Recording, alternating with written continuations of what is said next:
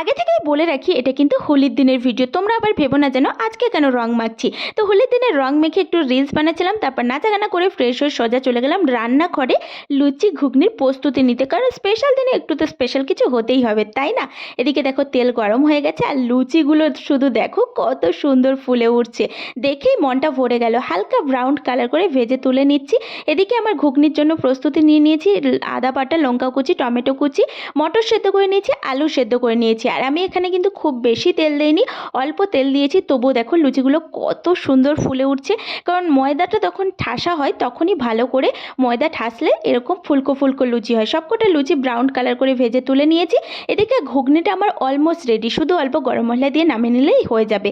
যেহেতু এটা দোল পূর্ণিমাতে হচ্ছে, আমাদের পূর্ণিমাতে নিরামিষ খাই, তাই আদা দিয়ে বানিয়েছি। আর আমি ঘুগনি খেতে প্রচণ্ড ভালোবাসি লুচির থেকে। তোমরা কোনটা ভালোবাসো অবশ্যই জানিও। আর কালারটা শুধু দেখো, ঘুগনি দেখেই লোভ লেগে যাচ্ছে, জিভে জল চলে আসছে। আজকে ভিডিওটা কেমন লাগলো অবশ্যই জানিও, ভালো লেগে থাকলে ভালোবেসে পাশে থেকো।